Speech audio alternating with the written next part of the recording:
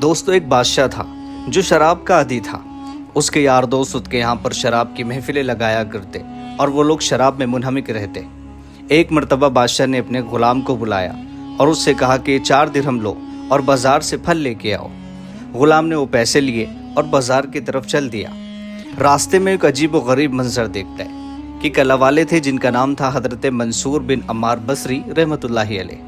ये एक फ़कीर के लिए, एक साहिल के लिए लोगों से पैसे मांग रहे थे और ये कह रहे थे कि कोई है जो मुझे 4 दिरहम दे और बदले में मुझसे 4 दुआएं ले ले। अब हज़रत की ये बात इस गुलाम ने भी सुनी।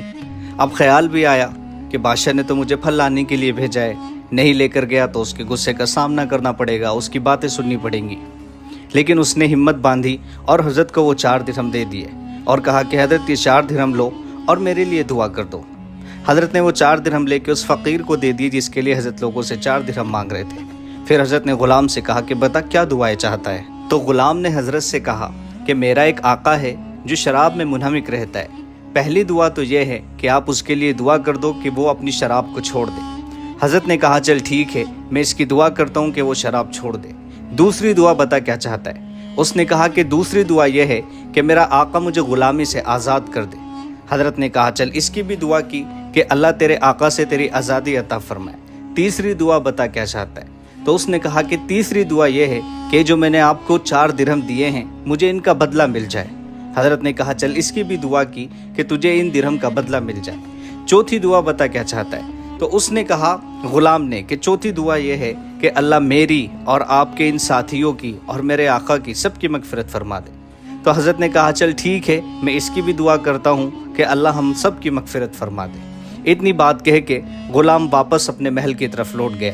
अब ख्याल करता हुआ जा रहा है रास्ते में कि बादशाह ने तो फल लाने के लिए भेजा था, जब मेरे हाथ में सामान नहीं देखेगा तो गुस्सा करेगा, लेकिन अगर आज गुस्सा करेगा तो उसके गुस्से को सह लूँगा, डांट लगाएगा तो उसकी डांट सह लूँगा।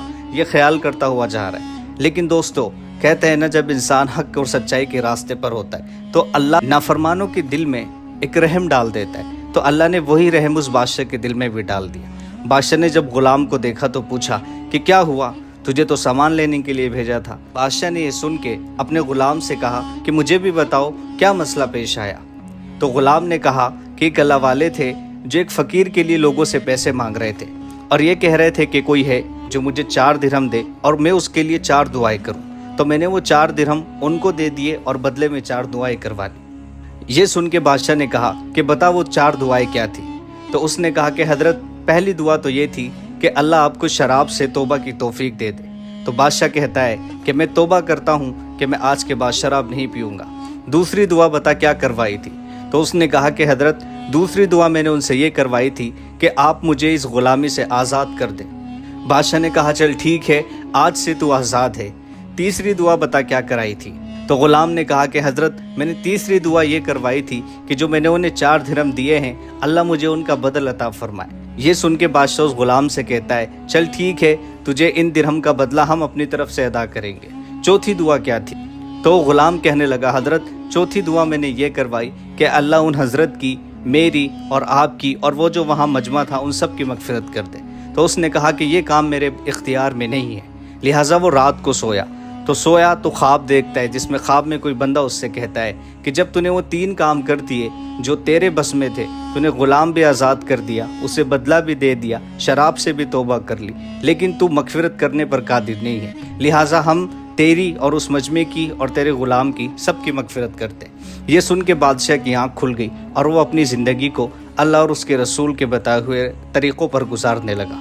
तो दोस्तों इस कहानी से हमें एक सबक मिलता है कि सबसे पहले तो अल्लाह वालों की दुआएं और सदक़े की बरकत, कि अल्लाह के रसूल ने फरमाया कि सदक़े का बदल अल्लाह ज़रूर अता करता है और अल्लाह के रसूल ने फरमाया कि सदका करने से किसी का माल कम नहीं होता। तो जब नीयतें साफ़ होती हैं और इरादे सच्चे होते हैं तो अल्लाह की तरफ से ऐसे ही मदद की जाती है। जज़ाकल्लाह। ऐसी और स्टोरीज़ के लिए हमारे चैनल को सब्सक्राइब ज़रूर करना।